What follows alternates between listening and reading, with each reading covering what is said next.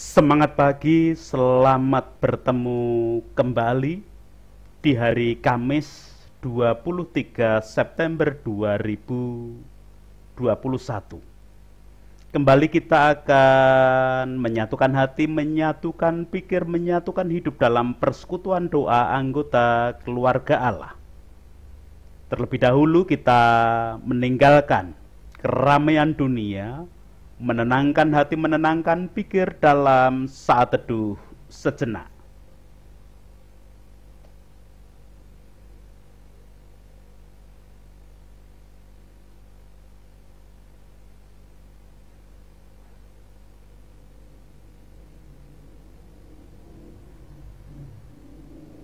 Pertolongan kita hanya berasal dari Allah yang telah menjadikan langit bumi beserta segala isinya. Untuk itu kasih karunia dan damai sejahtera yang dari Allah Bapa kita dan Tuhan Yesus Kristus ada pada saudara sekalian. Amin. Anggota keluarga Allah, tema dan judul perenungan sabda hari ini, menjadi anggota keluarga Allah harus nyolong petek. Ungkapan Jawa yang digunakan adalah nyolong petek. Nyolong artinya mencuri, sedangkan petek artinya terkaan atau tebakan. Jadi nyolong petek bisa diterjemahkan mencuri tebakan atau mencuri terkaan. Apa maksudnya mencuri terkaan, mencuri tebakan? Mungkin di antara kita pernah mencoba menebak-nebak, menerka-nerka bagaimana kelakuan orang dari penampilannya. Nah, pada kenyataannya penampilan tidak selalu mencerminkan perilaku. Mungkin di antara kita mengira bahwa seorang mahasiswa yang berpenampilan acak-acakan adalah orang semau gue dan tidak begitu pintar. Namun begitu melihat hasil studinya, KHS, kartu hasil studi, ia mendapatkan indeks prestasi 4. Tentu kita akan terkejut dan merasa bodoh sendiri. Perkenankan saya menceritakan pengalaman waktu menjadi mahasiswa di Sekolah Tinggi Agama Kristen pada tahun 1995-an. Kebetulan teman kos saya adalah mahasiswa MIPA di UGM. Sebut saja namanya si A.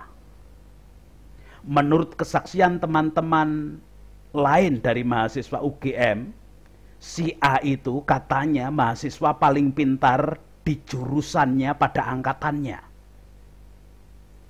IP-nya saja hampir mencapai angka 4 pada waktu itu. Suatu saat kami, saya dengan si A tadi berjalan ke suatu tempat, saya lupa namanya. Pada waktu itu kami bersama sedang mencari tempat teman di tempat kos-kosan yang berbeda agak jauh. Dia turun dari boncengan motor, bertanya kepada orang dan meminta petunjuk. Begitu selesai dia menjelaskan pada saya demikian. Katanya ada di sebelah barat toko X itu. Oh. Dan dia melanjutkan lagi, tapi sebelah barat itu yang mana ya? Saya langsung menghela nafas panjang pada waktu itu. Mahasiswa UGM jurusan MIPA katanya IP-nya hampir 4 pada waktu itu. Bingung menentukan barat sebelah mana, padahal waktu itu hari masih pagi. Saya tidak menjawab dan saya hanya menatap ke langit. Lebih tepat saya melihat ke arah matahari yang masih meninggi di sebelah timur karena waktu pagi. Dengan harapan dia teringat, oh matahari terbit di sebelah timur berarti barat adalah lawan dari matahari terbit. Atau kisah dari teman saya yang lain, bukan si A tadi. Kisah teman saya dengan ayahnya. Ayah teman saya adalah orang yang baik. Namun menurut anaknya, menurut teman saya tadi, ayahnya itu kurang perhatian. Nah, pada suatu saat ibunya sedang tidak di rumah, bepergian lebih dari 1 hari. Kebetulan ayahnya tidak sedang bekerja di rumah, sehingga teman saya berada di rumah bersama ayahnya. Pada waktu saat tiba jam makan, mereka berdua merasa lapar. Kata teman saya ceritanya, ayahnya kemudian mulai pergi ke dapur entah melakukan apa. Karena dia merasa ayahnya kurang perhatian, waktu makan pun pasti tidak diperhatikan. Awalnya teman saya berpikir mungkin ayahnya membuat mie instan untuk dirinya sendiri. Tetapi begitu ada aroma bumbu nasi goreng tercium, teman saya langsung pergi ke dapur dan menemukan ayahnya membuat bumbu nasi goreng. "Bapak bisa masak nasi goreng?" tanya teman saya tidak percaya. "Jelas bisa." Teman saya pada waktu itu masih tidak percaya dan dibiarkan beliau masak. Dan setelah matang ternyata beliau masak tidak hanya untuk diri sendiri tetapi juga untuk teman saya yang pada waktu itu sudah merasa lapar. Lebih mengherankan lagi bagi teman saya pada waktu itu, ternyata nasi goreng buatan bapaknya sangat enak. Seketika itu juga teman saya langsung berubah pandangan bahwa ayahnya sangat perhatian dan sangat menyayanginya.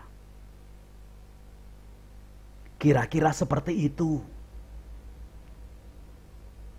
Begitu tahu sebenarnya, kita merasa kecolongan. Makanya disebut nyolong petek.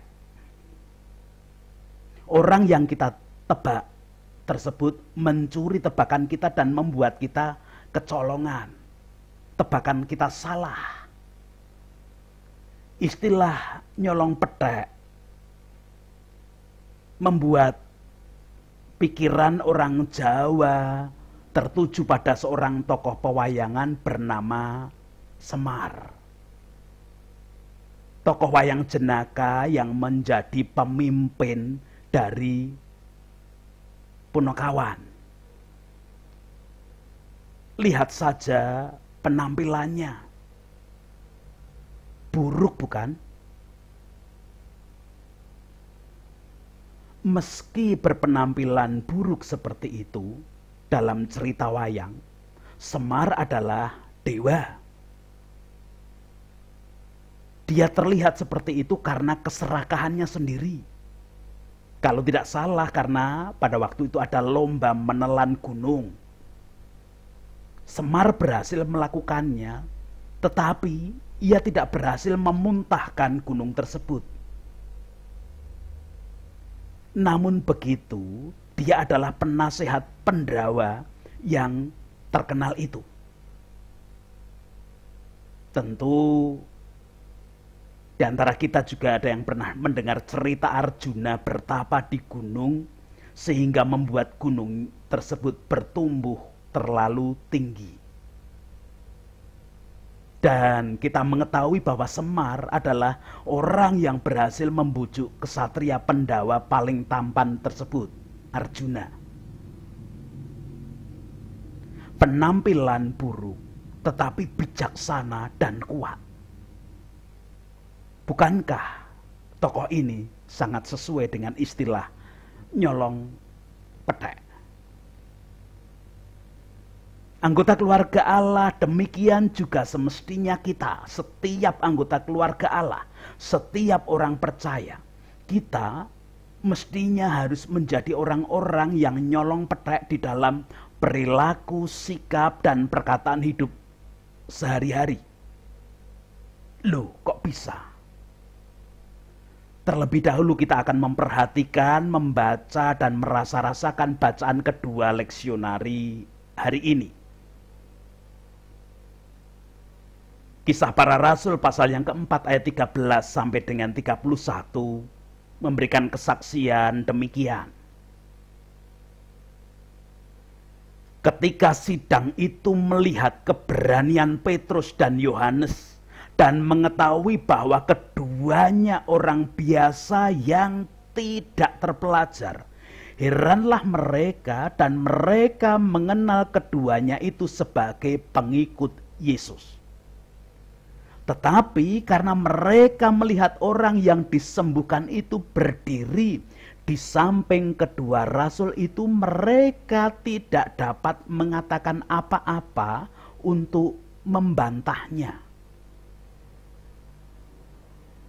Dan setelah mereka menyuruh rasul-rasul itu meninggalkan ruang sidang, berundinglah mereka dan berkata, tindakan apakah yang harus kita ambil terhadap orang-orang ini? Sebab telah nyata kepada semua penduduk Yerusalem bahwa mereka telah mengadakan suatu mujizat yang menyolok dan kita tidak dapat menyangkalnya. Tetapi supaya hal itu jangan makin luas tersiar di antara orang banyak, baiklah kita mengancam dan melarang mereka supaya mereka jangan berbicara lagi dengan siapapun dalam nama itu. Dan setelah keduanya disuruh masuk, mereka diperintahkan supaya sama sekali jangan berbicara atau mengajar lagi dalam nama Yesus. Tetapi Petrus dan Yohanes menjawab mereka, silakan kamu putuskan sendiri manakah yang benar di hadapan Allah, taat kepada kamu atau taat kepada Allah. Sebab tidak mungkin bagi kami untuk tidak berkata-kata tentang apa yang telah kami lihat dan yang telah kami dengar. Mereka semakin keras mengancam rasul itu. Tetapi akhirnya melepaskan mereka juga, sebab sidang tidak melihat jalan untuk menghukum mereka karena takut akan orang banyak yang memuliakan nama Allah berhubung dengan apa yang telah terjadi. Sebab orang yang disembuhkan oleh mujizat itu sudah lebih dari 40 tahun umurnya. Sesudah dilepaskan, pergilah Petrus dan Yohanes kepada teman-teman mereka. Lalu mereka menceritakan segala sesuatu yang dikatakan imam-imam, kepala dan tua-tua kepada mereka. Ketika teman-teman mereka mendengar hal itu, berserulah mereka bersama-sama kepada Allah, katanya, ya Tuhan, Engkaulah yang menjadikan langit dan bumi, laut dan segala isinya. Dan oleh Roh Kudus dengan perantaraan hamba-Mu Daud, Bapa kami, Engkau telah berfirman, mengapa rusuh bangsa-bangsa, mengapa suku-suku bangsa mereka-reka perkara yang sia-sia. Raja-raja dunia bersiap-siap dan para pembesar berkumpul untuk melawan Tuhan yang diurapinya.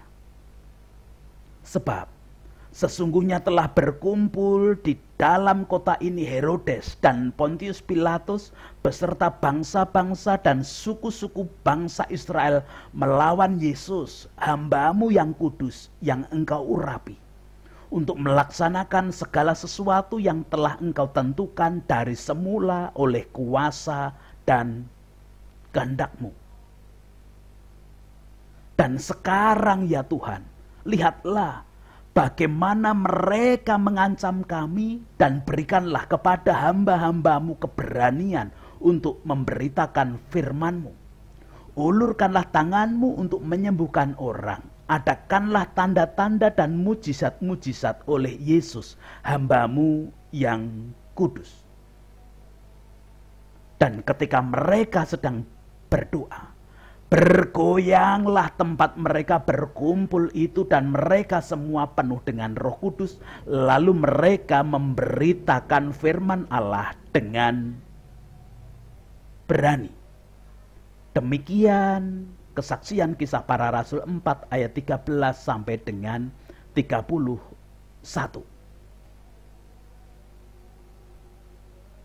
Anggota keluarga Allah, Rasul Petrus dan Yohanes adalah bagian dari murid-murid Yesus yang bukan dari golongan terpelajar. Tetapi mereka bisa berkhotbah begitu hebat dan meyakinkan banyak orang Yahudi perihal Yesus Sang Mesias yang dijanjikan Allah, yang sedang berkarya menyelamatkan bagi umat pilihannya.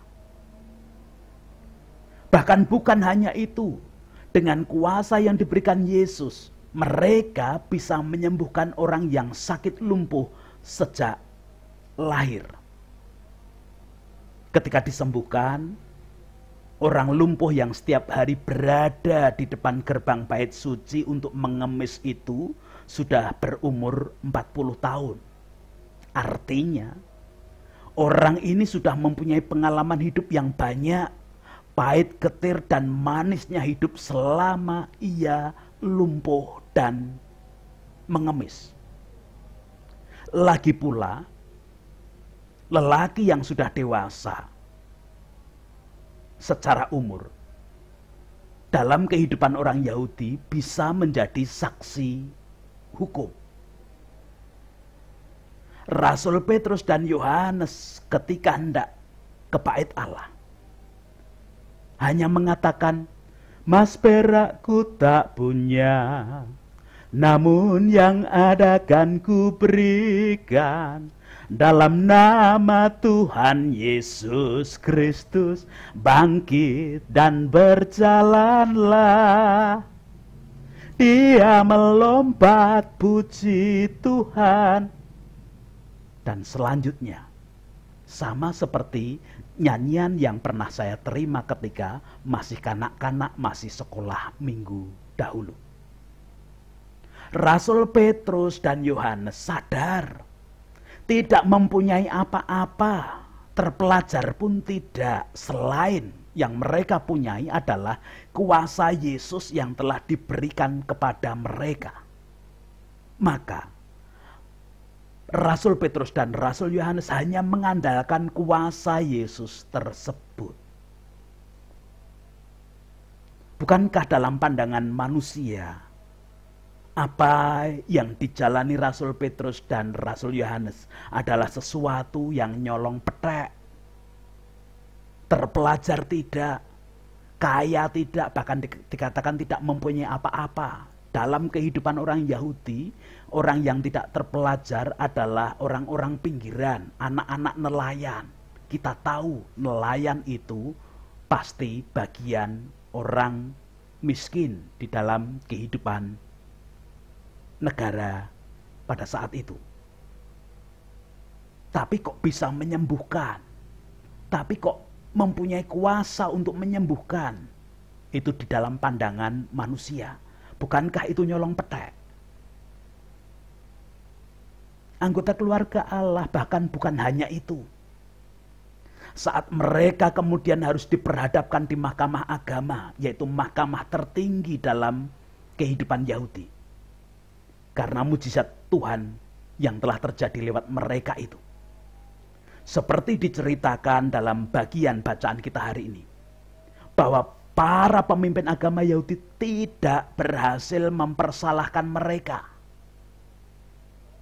Tatkala Rasul Petrus dan Rasul Yohanes kemudian diancam agar tidak lagi menyebarkan nama Yesus, mereka menjawab di dalam ayat 19-20. Tetapi Petrus dan Yohanes menjawab mereka, silahkan kamu putuskan sendiri manakah yang benar di hadapan Allah, taat kepada kamu atau taat kepada Allah. Sebab tidak mungkin bagi kami untuk tidak berkata-kata tentang apa yang telah kami lihat dan yang telah kami dengar. Dengan berani, sekalipun mereka mengalami ancaman, kita bisa mengingat, kita bisa membayangkan Petrus yang pernah menyangkal 3 kali sangat ketakutan saat Yesus diadili. Kini Petrus menjadi orang yang mempunyai keyakinan kuat, keyakinan kokoh akan kuasa Yesus. Berani mewujudkan kesaksian, silahkan, aku mau tetap taat kepada Allah daripada kepada kamu. Bahkan ketika semakin keras para pemimpin agama Yahudi mengancam, namun ternyata tidak juga bisa menemukan jalan untuk menghukum mereka dan akhirnya dilepaskan. Sekali lagi, betapa kehidupan mereka, perilaku dan tutur mereka nyolong petek. Bukan orang terpelajar, tidak punya apa-apa, namun bisa menang dalam persidangan yang agung. Mari coba kita bandingkan dengan yang sering kita saksikan pada persidangan di Indonesia. Betapa banyak yang miskin, tak terpelajar, yang karena keadaan kemudian terpaksa mencuri, atau lebih tepatnya dikatakan mengambil kakao yang jatuh, namun harus dihukum. Sedangkan yang benar-benar mencuri uang rakyat dengan korupsi miliaran rupiah malah berlenggang sekalipun masuk LP, lembaga pemasyarakatan, tetapi di sana di LP dengan fasilitas hotel berbintang paling wah.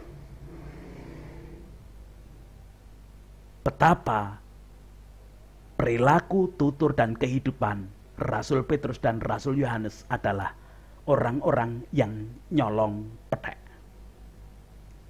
Anggota keluarga Allah, apa sebenarnya kunci Rasul Petrus dan Rasul Yohanes menjadi orang yang nyolong petek? Di dalam urean di depan tadi sudah dinyatakan bahwa mereka mempunyai keyakinan kuat kokoh akan kuasa Yesus. Rasul Petrus dan Rasul Yohanes sadar bahwa Yesus juga memberikan kuasa kepada mereka, hingga mereka tidak takut lagi untuk mengambil resiko, menghadapi resikonya. Dengan keyakinan iman, mereka selalu menyatakan yang benar sesuai dengan kehendak Tuhan. Yang harus ditegaskan dan diingat adalah benar berdasarkan kehendak Tuhan, bukan benar berdasarkan manusia. Kebenaran manusia itu relatif dan mudah berubah. Tetapi kebenaran Tuhan itu mutlak dan tidak bisa dirubah oleh apapun dan oleh siapapun. Karena kebenaran yang berdasarkan kehendak Tuhan yang mereka yakini, kemudian mereka mewujudkan kehidupan, perilaku, tutur kata di dalam berkesaksian, maka menjadikan orang banyak percaya kepada mereka daripada percaya kepada para hakim yang menghakimi mereka di mahkamah agama. Anggota keluarga Allah, sebenarnya kepada setiap kita selaku anggota keluarga Allah, sebagai orang percaya, kita juga harus mewujudkan kehidupan yang nyolong petek. Kita sebenarnya sudah mempunyai iman seperti Rasul Petrus dan Rasul Yohanes. Hanya kita butuh untuk selalu memperkokoh dan mempertajam iman kita agar kita bisa mewujudkan kehidupan bagaikan nyolong petek. Apapun yang terjadi lewat tutur, lewat sikap, lewat kehidupan nyata setiap hari sebagai wujud kesaksian kita. Cara untuk memperkokoh, mempertajam iman bisa kita pelajari dari doa orang-orang percaya yang mendukung Rasul Petrus dan Rasul Yohanes yang dinaikkan ketika mereka dibebaskan. Saya mencoba mencatat 3 bagian isi doa orang-orang percaya yang mendukung Rasul Petrus dan Rasul Yohanes itu. Dan kita bisa menggunakannya sebagai sarana memperkokoh dan mempertajam iman. Yang pertama, isi doa mereka berisi pengakuan bahwa Tuhanlah yang menciptakan semuanya. Dan berdasarkan pengakuan ini semestinya setiap kita sadar bahwa hidup kita hanya bergantung pada Tuhan, bukan yang lain. Sehingga kalaupun ada resiko, kita berani menghadapinya karena kita bergantung pada Tuhan. Itu isi doa yang pertama, pengakuan bahwa Tuhan pencipta semuanya. Yang kedua, isi doanya, kesadaran bahwa saat ini kita hidup di tengah-tengah dunia yang rusuh, dunia yang suka mereka-reka perkara, dunia yang selalu berusaha melawan Allah dan kehendaknya. Dan semuanya hanya sia-sia. Berdasarkan kesadaran ini mestinya setiap kita semakin menguatkan keyakinan kepada Allah yang berkuasa atas segala sesuatu tadi. Dunia rusuh, dunia mereka-reka yang jahat, biarkan. Namun aku lebih ikut pada kebenaran Allah. Seperti apa yang dinyatakan Rasul Petrus dan Rasul Yohanes. Silahkan kalian putuskan sendiri. Mau taat kepada kamu atau taat kepada Allah. Isi doa yang ketiga. Sadar sebagai orang percaya, selaku anggota keluarga Allah, yang juga mengalami ancaman, mengalami keadaan sulit sebagai risiko iman, risiko percaya kepada Yesus Kristus. Berdasarkan kesadaran ini, maka selayaknya selaku orang percaya, selaku anggota keluarga Allah, kita hanya memohon kepada Allah sumber kehidupan untuk memberikan kekuatan, memberikan kebijaksanaan menghadapi semuanya. Namun tetap dengan kesadaran bahwa resiko berat itu harus dihadapi dan dijalani. Hanya ada kekuatan Allah yang diberikan kepada setiap anggota keluarga Allah menghadapi, menjalani resiko berat apapun. Tuhan memberkati kepada setiap anggota keluarga Allah. Amin.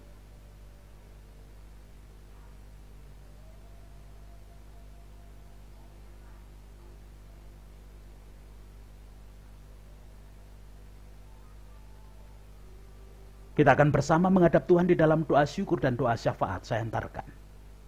Puji, hormat, dan syukur kemuliaan hanya bagi nama Bapa yang hari ini bersabda kepada kami, mengingatkan kepada kami bagaimana kami harus menjalani hidup sebagai orang beriman, orang percaya.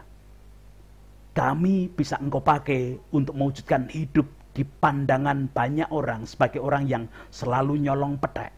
Tidak bisa diterka karena kuasa dan kasih Yesus yang nyata bagi kami, seperti keberanian Petrus dan Yohanes, seperti keyakinan iman Petrus dan Yohanes. Kami menyadari Engkaulah Allah pencipta semesta. Kami menyadari kehidupan di dunia ini ada banyak kerusuhan dari bangsa-bangsa, bahkan mereka perkara yang jahat, mereka selalu hendak berusaha melawan Allah. Kami tidak mau terbius diajak oleh dunia, namun kami ingin ikut Tuhan dan melakukan kebenaran Tuhan. Tolonglah kami menghadapi resiko apapun, kami meyakini kuat kuasa-Mu ada dan kebijaksanaan Engkau tambahkan. Hari ini aktivitas kami apapun kami serahkan, kami haturkan. Bahkan tatkala kami dalam kelemahan ragawi, Engkau pun menolong memberkati setiap kami. Anak-anak kami yang belajar mengenal kasih-Mu, Tuhan kuatkan, Tuhan kuasai. Kami juga berdoa untuk bangsa dan negara melalui para pemimpin, wakil rakyat, tokoh masyarakat, tokoh agama, semua komponen bangsa dan negara ini. Kehidupan menghadapi pandemi dengan berbagai kondisi dan ada, kehidupan membangun kerukunan, toleransi, biarlah kasih kuasa-Mu yang nyata. Itu doa kami, ampuni dosa dan kesalahan kami. Ampuni dosa kesalahan para pemimpin, wakil rakyat, tokoh masyarakat, tokoh agama, dan semua komponen bangsa negara ini. Dalam Kristus kami berdoa. Amin. Bersama-sama menerima berkat Tuhan, kasih karunia dan damai sejahtera yang dari Allah Bapa kita dan Tuhan Yesus Kristus di dalam persekutuan dengan Roh-Nya yang kudus, tercurah, melingkupi, menguasai, melayakkan setiap anggota keluarga Allah, mewujudkan kehidupan yang nyolong petek karena kasih dan kuasa Allah saja. Amin.